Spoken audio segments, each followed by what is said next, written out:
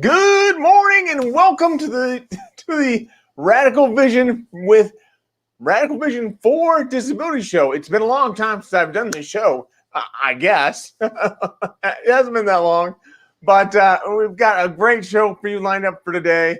I'm really looking forward to helping you to understand how there are sometimes with persons with disabilities, they have things that they want to communicate, they want to say, but they can't always say it. They can't always tell their caregiver. And that's a tragedy for us to be in that situation and to not be able to communicate with our caregiver. So we look forward to hearing more about how we can all understand that from a caregiver and from a person with disabilities perspective. So we've got a special guest coming on today. I can't wait to bring him on, but we also have some good stuff happening. So stick around till the end, and we'll talk more about that in terms of what shows we have coming up where you can understand your vision and how important it is to have your vision aligned with your core beliefs. But for this show, the Radical Vision for Disabilities, that is really where we're talking. And without any further ado, I'm going to bring our guest today. It is none other than Mr. Chuck Gallagher. Good morning, Chuck. Good morning, and man, you are perky this morning. Hey. Yes, indeed. We've got to be that way. Yes, sir. I am totally with you. And gosh, you're going to make this a fun day. I can already feel it. Absolutely. Absolutely. So, Chuck, if you would tell us a little bit about how you've been in the caregiver role and maybe how you've been in the, let's talk about your caregiver role first. Well, so, all of us at some point in time are going to have what I refer to as the flip-flop. What do I mean by that? That means when I was nothing but a little bitty baby, I was, the care was being provided to me by my parents. And I think so many of us find I'm that baby boomer age. You see the Beatles picture behind me. I can still name them, sing the songs. The kids today don't know where that song came from, but it was still a cool song.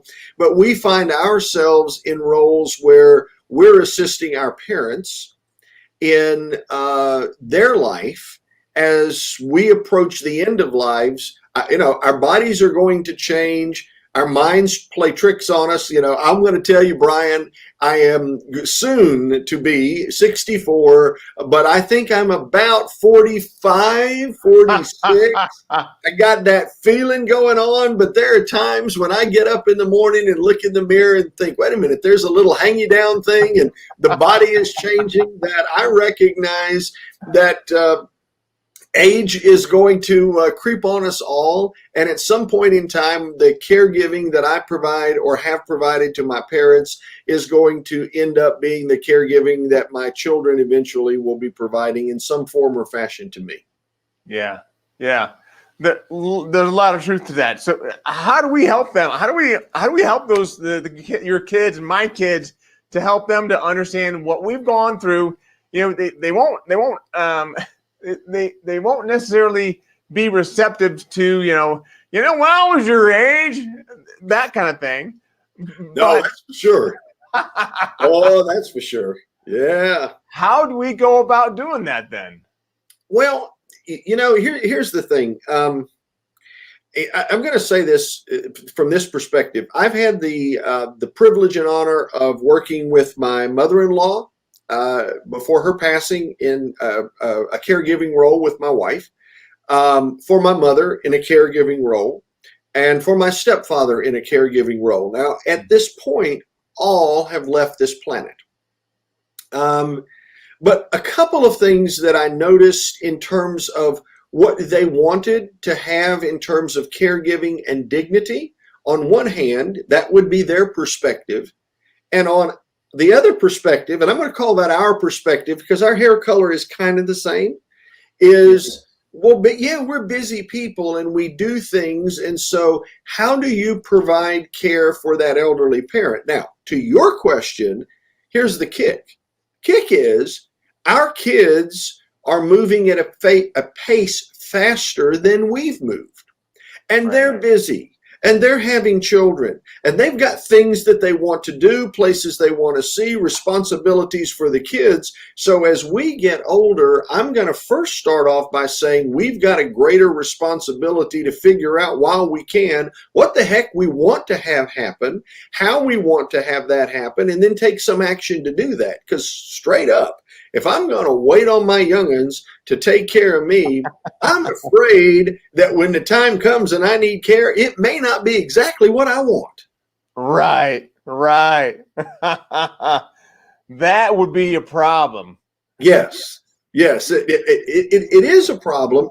And, you sit back and you think to yourself at certain points in time, okay, well, what about long-term care? And what about this? And how do I arrange things? And am I taking responsibility in my 50s, moving in perhaps to my 60s, as we would go into our 70s? Have I done things that have made it as easy as possible for the kids to provide the care that I'm looking for and established what it is that I want? Because, I'm just going to be the first to tell you, given an option, I don't want to be on this planet forever withering away. I think everybody would like to say, when it's my time, I just hope to go to bed and just, which I know a few people that did that, and it was like, damn, how'd y'all do that? That was good. But, all things considered, what can we do? And that's a generic question, but what can we do to help our children understand exactly what needs to take place and provide them some guidance? Because, it's new territory. Just like my son is getting ready to have his first child. It is brand new territory. His life is going to change. I can tell him his life is going to change. He has no idea how that's going to happen until that baby's born, and then his life's going to change. Overnight. Instant caregiving. What do I do? We're not going to be able to do some of the things that we needed to do. We've got to make sure the child has time for a rest, got to change the diapers, et cetera, et cetera, et cetera. Well, you can prepare people for giving birth. You also can prepare people for caregiving, and we can take some of that responsibility ourselves to make it easier to be cared for. So what are some of the good ways to doing that? Writing it down or what? Well, okay, so that probably brings us into, a little more of I'll call it the specifics of what can be done. Okay, so let's take a couple of things. Number one, I probably, or we all as people, need to look at our affairs from a legal perspective. Okay, well, I need to have a will. Yeah, I'll go with that. Will is important. I probably need to have a healthcare power of attorney. In the event that I'm driving down the road and was, caught up in an accident, and all of a sudden I'm transported to the hospital, who is responsible for making decisions regarding my care? Well, good gosh, it's not rocket science. Have a healthcare power of attorney, establish what that is. Do I want to be maintained artificially on life support? How much extra stuff do I want to have happen versus how I prefer to leave this planet? And I'll give you an easy, quick example. By the way, interrupt me anytime you want to. I'll talk forever. This is perfect. I think that a lot of people here are getting a lot out of this conversation. So this is great. Okay. Well, my stepfather, and I'll give you a perfect example. He was 91 years old in January, had early onset dementia. Now, and what did that mean? That means I'd go visit with him. He'd tell me a story, right? Now, 3 hours later, he'd tell me the story again. Brian, I don't know how many times I've heard the stories. And in fact, my wife said to me one time, she said, how is it that you always act so interested and so connected to his stories? You had to have heard them 50 to 75 times. I said, every time I walk into the house, I think it's the movie Groundhog Day. Yeah. It's just starting over again. Because that's the only way I can mentally deal with it. It's like, okay, you're telling me that story. Now I'm going to ask him questions, and I did. Just to play either, is the story changing? Is it the same story? Did he really get on the motorcycle with Steve McQueen in Taiwan whenever he was there during the Korean War, or not? But the point to that became, go ahead. So you've got to make it fun, right? Yeah. I mean, it was make it fun. But Bob said to me so many times, he says, boy, he says, when I can no longer drive my car, you may as well just take me out of this planet. Okay. Now, Brian, in fairness, he had a healthcare power of attorney. I was named that person. He had a DNR, do not resuscitate. He did not want to be maintained on life support. So he was a crusty old guy. He was like, this your stepfather? Yeah, my stepfather. He said, my president doesn't wear a mask. I'm not going to wear a mask. Now, okay. We had a caregiver every day at his house, 8 hours a day. I called her his day wife. They'd go out, drive his car, get lunch, whatever. But all of that taking place, she developed COVID. Oh. So she developed COVID, and so she immediately left, of course, and quarantined. That was on a Wednesday. Thursday, he was fine. Friday, he was fine. Saturday, he was fine. Sunday, not so much. Monday, he's admitted to the hospital. 8 days later, he passed away. Oh. Now, sounds sad. Okay, so did he have COVID? Yes, sir. Absolutely. But keep in mind, he said, I don't want to be maintained by artificial means. So he was given the various drugs that are given for COVID patients, including the plasma that they do and so forth, but they did not put him on a ventilator because he did not want to be maintained on artificial life support. And 8 days later, he passed. Now, we could look at that and say, my goodness, how sad that is. However, he was 91 years old. He said, I've outlived my life expectancy by at least 2 decades. I can't believe I've had 2 heart attacks. And he always said, when I could no longer drive, I may as well not be on this planet. So in one sense, you look back and you say to yourself, for the entirety of his life, he was able to live in his own home. We had planned for what was going to take place. We provided care for him in a way that was dignified for him and allowed him freedom and autonomy. And at the end of life, his illness was short and complete. And, I have to sit back and ask myself the question, was that bad? Yeah. Probably not. Right. It would have been devastating for him to be in a nursing home or someplace. Yes, there would have been care, but at what level? But the only reason that could take place, he was not a wealthy man by any stretch of the imagination, but it was planning and thinking about what probably would happen. Now, there may have been a point that he would have had to go to a nursing facility, and I get it and understand it, but because there was planning, because there was a will, there was a power of attorney, there was a healthcare power of attorney, he made his wishes known, and we looked at what is the quality of life that he wants and did what we could collectively do as a family to make sure he got that. And when it was his time to go, I refer to it as a fast out. Now, from that perspective, it sounds bad, but you really got to think, good for him. Yeah. Right. Well, you do. And the other thing, Brian, is, and this is for, I'm going to say people our age. I don't know your age, but I'm 63. I'll be 64 next week. But we got gray hair, so I'm 53. I'll be 54 next month. Okay, so you got a decade on me. All right. So, but here's the reality for us, and that is, if we can help make it easier for our children. For example, one of the things that my wife and I have decided when my mother passed and then my stepfather passed, and we began going through the house, and they were pack rats. Holy moly, pack rats. Goodness gracious. And collected everything because, it's going to be valuable one of these days. And so we went through the entire process of the estate sale, which, let me just be honest, the estate sale can be kind of unnerving because you see things and you know what they paid for them and you see what they go for. And it's, it's like, wow. So stuff doesn't retain its value. Okay. Gosh, well, if I know that, here's what I can do while I am healthy and living. Start to declutter. Yeah.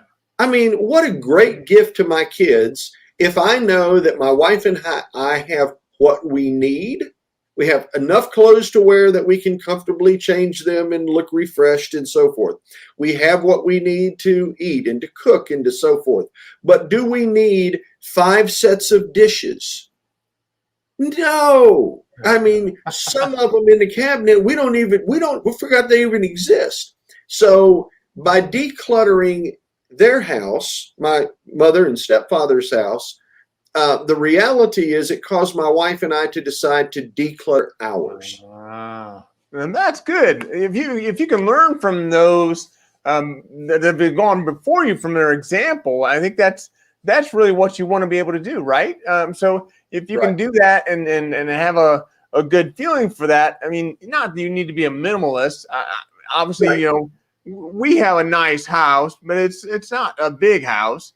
We have a nice yard. It's not a big yard. We have all kinds of stuff. We don't have a lot of knickknacks. My wife's not kind of like that, but I can see how being a hoarder or just being a person that keeps a lot of stuff could be a problem for your kids. Well, it is. And the other part to it becomes, what about what you do have? And now I'm going to make this easy for me. My wife and I, we're not people that go out and buy a lot of trinkets. Trinkets are, that turns us on. But I will say we like art. So from time to time, we'll go to an art gallery or someplace and we might find something that really, connects our fancy. And it's like, okay, this is a piece of art. I'm going to put it in air quotes. Art is what people appreciate. Right. Look, let's just be candid. Kids have no clue what that is. It's just something up on the wall. Right. Or my wife and I were in Santa Fe and we picked up this vase that had been made on an Indian reservation. And I mean, it was very intricate. And every line was drawn by hand. It was like, holy moly, how they do that? There's value to it, but not to the children. So there's a point at which they're not attached to it. No, they have no attachment to it. It means nothing. It would end up at Goodwill. So then the question becomes, well, if you know you have this and you begin to declutter, keep what you want, and otherwise find a place where you could donate it to an art gallery or someplace in the community that might appreciate what that is, because they get value from it. Other people would get value from it versus leaving it to the kids who are like, okay, let's see, we're going to call Habitat for Humanity and they can haul off this crap. Well, yeah, I know what you're saying. I know what you mean. So that's good. We're kind of in the middle of our talk here. So let's take a time out and say hello to some of the people that have joined. There's Jill Sullivan on. Good morning, Jill. It's good seeing you this morning. And our friend Linda Kazera. So Linda, thank you for joining from West Virginia. That's always nice. And and there's Linda again. Hello, Chuck, she says. She's great. Almost heaven, West Virginia. There we go. Blue Ridge Mountains, Shenandoah River. Now, Yeah, see, our age knows the song, and the kids today don't even know who it was that sang the song, much less that the song exists. That was funny. Right. And Troy Webb, an old friend, he is on as well, saying your father-in-law was blessed. So that's awesome. So thank you for that. Oh, and by the way, if you're listening on this live, put in a hashtag live. If you're listening on replay, put in a hashtag replay. That would be great and by the way, tell us where you're coming in from. That would be great to know as well. And making this community larger is really one of those things we really want to make sure we try to do. So if you would share this video out with as many people as you can, that would be great. Thank you. Now, back to you, Chuck. Okay, so let me just share a little funny side story, though, okay? Because sometimes when you deal with issues that we're talking about here today, right? Sometimes there are things that are just funny. Now, my stepfather, God bless him, loved him, but he was an interesting man, had creature habits. So as soon as his caregiver would leave during the day, about 2:30, 3 o'clock, he would get in his Cadillac, big Cadillac, the last of the big ones. He would drive to the local steakhouse, get a drink, sit there and nurse the drink, finish the drink, go to the grocery store, buy groceries, because he came out of the Depression and you never wanted any place in your pantry to be without groceries. And we threw more away than you could shake a stick at. And then he would go back to the local steakhouse and have dinner. Now, here's the funny part, Brian. Every time he went to the steakhouse, for some reason, I don't know what it was, but he would take the black napkin and stick it in his pocket. So when he passed, we found 227 black napkins from the local steakhouse that we had to return. Oh, really? So, yeah. He right toward the end of life, with a little bit of dementia, he became a bit of a kleptomaniac. He would steal batteries, little flashlights, and napkins from the local steakhouse. So, you sit back and you look at it, and it just adds to part of the memory and the positivity of, okay, that was really cool, Bob. You just stole the napkins, and, one day they got them returned. Bob, huh? Bob. Oh, yes. Gotta love that. That's cool. Wow. So, we talked a little bit about being a caregiver. So have you ever been in a situation where you've been the one that's needed the care? Yeah, actually I have. Not at the level that we typically think of caregiving when you're talking about elderly parents. Mm-hmm. But at the age of 47, I went to the doctor to get a pill, Propecia. It's supposed to keep your hair from falling out. And I thought, golly, that'd be great. She said to me, she said, I thought the same thing once too. Yeah. Okay. She said, well, we're going to have to do a blood test. And I'm like, I hate needles. And she said, I said, why? And she said, well, we have to check your PSA and your blood levels and so forth. And I'm like, whatever. So I guess vanity was greater than the fear of the needle. So they, took the blood out of my arm. And not long after that, they called me back and they said, your PSA is a little high. And I'm like, I don't even know what that is. They said, well, you need to go to your urologist. And I'm like, oh, I'm so excited. And so anyway, the urologist did his thing and said, well, maybe we need to do a biopsy. Long story short, at the age of 47, I was diagnosed with prostate cancer. So as one can imagine, first, I had to spend a little time figuring out what is the appropriate treatment, because I knew it was caught in early stages. I would not die from prostate cancer. I'd die from something, but it wouldn't be that. But I did need to figure out what the treatment was going to be. And of course, subsequent treatment, there was, like anyone that experiences a surgical procedure, there's going to be some level of caregiving required. And you probably, if you're in the space of needing care, can also become compassionate toward the people providing the care. You don't be a curmudgeon, right? I mean, be nice. You attract more flies with honey. Yeah. I know from personal experience, you feel bad, you're achy, there's pain, it's uncomfortable, but how you choose to deal with the circumstance is really what's important, not the circumstance itself.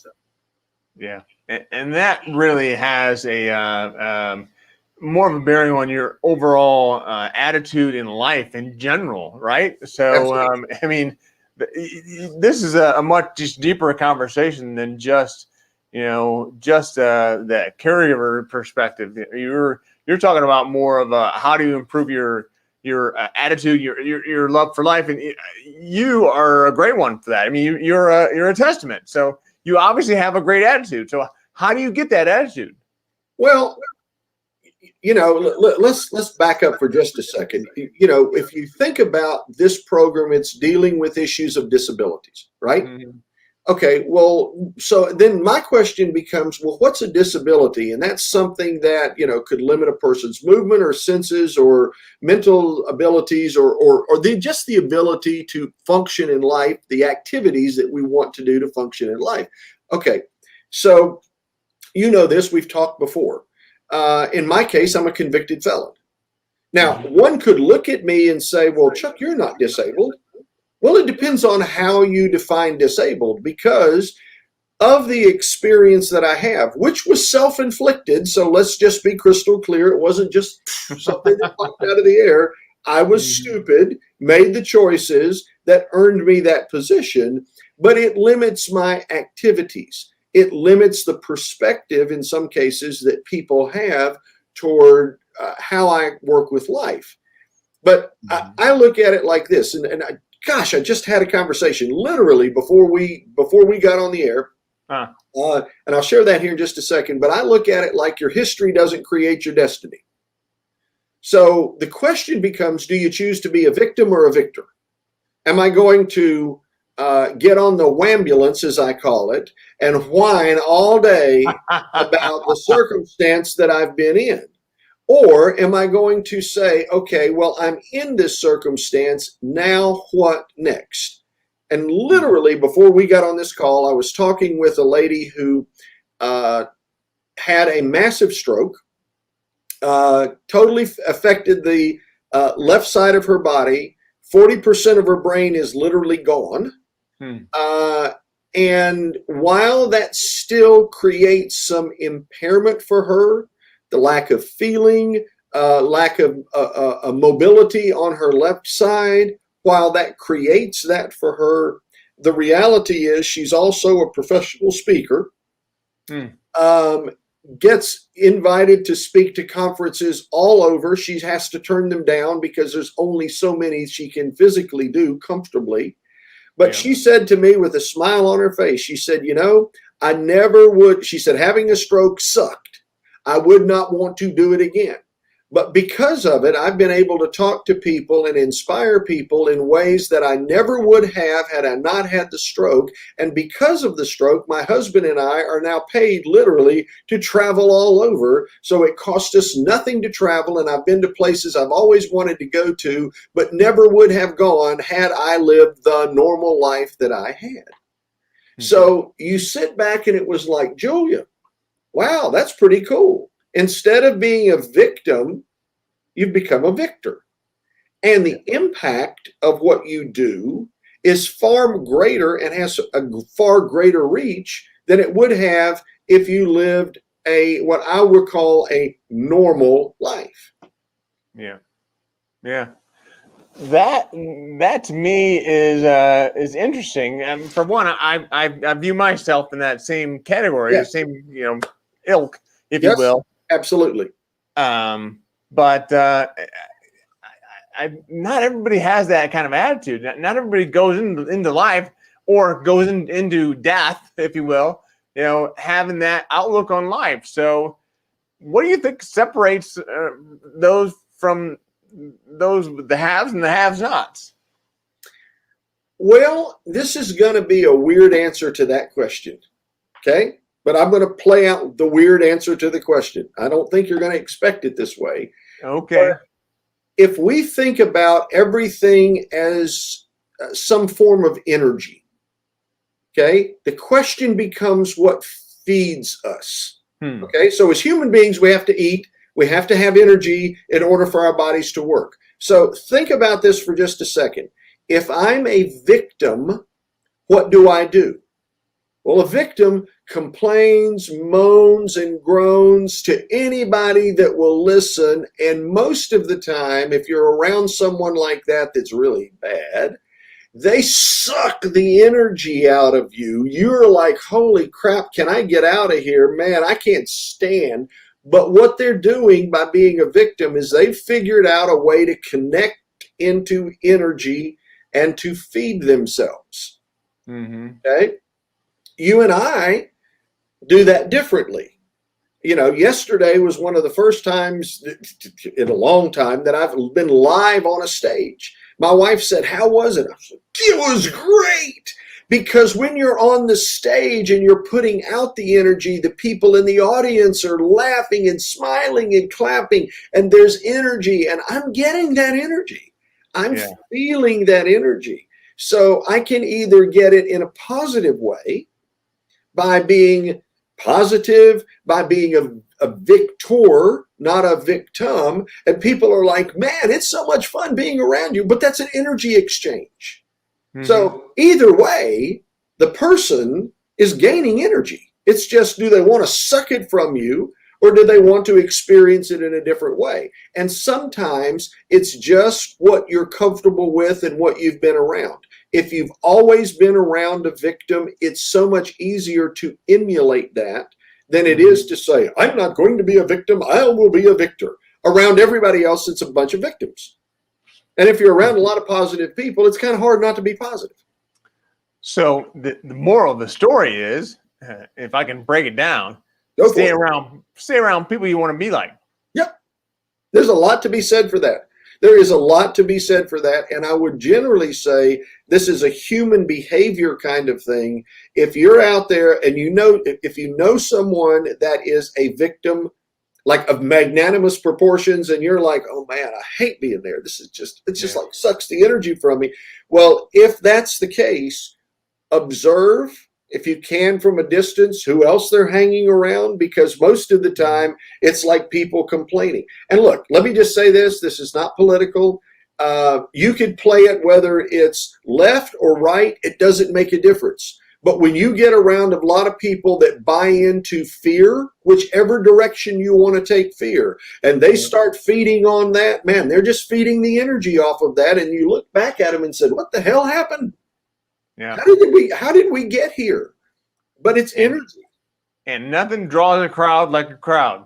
No, nothing draws a crowd like a crowd, and nothing draws human innate behavior, not rational behavior, but lizard brain, fight or flight, than good fear. And politicians, God bless them, on either side understand that if they play fear, they will draw a crowd.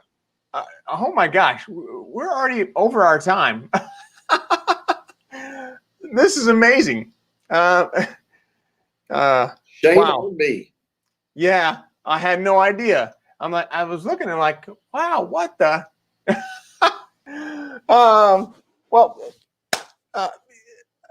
Chuck, we need to wrap this up. But what would you leave our audience with today if you had something to help them from a disability perspective? What's your thought? Well, I'm going to take it down two roads very quickly. One is, if you're talking about the whole issue we started with of caregiving, pre-plan, pre-think to take action, because you will always get a better result. And if it's the issue of disability, we're all placed on this planet for a reason. And sometimes the things that are least pleasant that happen in our lives give us the greatest opportunity to impact the lives of other people, and to be able to attach to that and recognize there is a bigger and higher purpose is the thing that changes attitudes. Right. That's very, very true. I mean, yes. So again, I see myself in that. Hopefully people that are listening to this, they see themselves in that as well. And if there's ever anything that we can do for you, please let us know. Chuck, thank you so much for being on today. I really appreciate your time. I'm gonna let you go back to the green room if you don't mind, and then we'll be back, and I'll talk to you in a minute. All right, thanks. Oh wow, what a great show with Chuck Gallagher. I mean, oh my gosh, I've been so blessed to have so many great friends that have come from so many different parts of the world, and Chuck is just an incredible blessing. So thank you so much for being on, Chuck. If there's ever anything that we can do for you, whether it's Chuck or me, and there's Amron Singh as well. I wanted to make sure I brought Amron's name up. Yeah, thank you very much for joining, Amron. But if there is ever anything that we can do for any of you, please, by all means, let me know. And as always, keep one eye on the road. Talk to you.